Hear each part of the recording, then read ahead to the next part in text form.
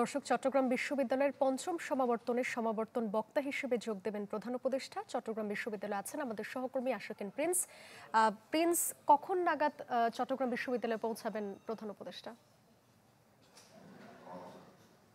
সাদিয়া, হয়তো আর কিছুক্ষণের মধ্যে প্রধান উপদেষ্টা চট্টগ্রাম বিশ্ববিদ্যালয়ের প্রাঙ্গণে এসে পৌঁছাবেন এবং তিনি আসার পরপরই মূলত চট্টগ্রাম বিশ্ববিদ্যালয়ের যে পঞ্চম সমাবর্তন, সেই সমাবর্তনের আনুষ্ঠানিকতা শুরু হবে।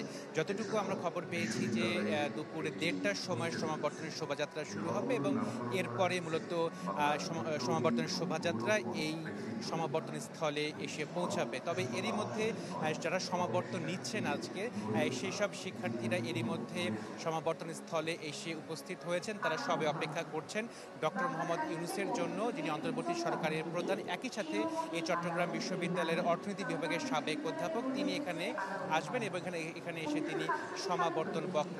তিনি বক্তা হিসেবে তিনি তার বক্তব্য উপস্থাপন করবেন।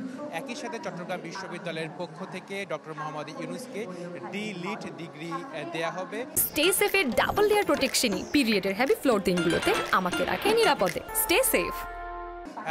সাদিয়া, আপনাকে জানিয়ে রাখি যে এই পঞ্চম সমাবর্তনে প্রায় 23,000 জনকে ডিগ্রি দেওয়া হবে, স্নাতক এবং স্নাতকোত্তর ডিগ্রি, আনুষ্ঠানিকভাবে ডিগ্রি দেওয়া হবে। যদিও এর মধ্যে তারা বিভিন্ন জায়গায় চাকরি করছেন, অনেকে দেশের বাইরে চলে গেছেন। তো সকাল থেকেই এই চট্টগ্রাম বিশ্ববিদ্যালয়ের ক্যাম্পাস নবীন এবং প্রবীণ শিক্ষার্থীদের পদচারণায় মুখরিত হয়েছে এবং সবাই কিন্তু একটি সাজ রব কিন্তু বিরাজ করছে চট্টগ্রাম বিশ্ববিদ্যালয়। যখন চট্টগ্রাম বিশ্ববিদ্যালয়ের পঞ্চম সমাবর্তন আনুষ্ঠানিকতা শুরু হবে তখন আমরা আপনাদের জানিয়ে দেব। সাদিয়া।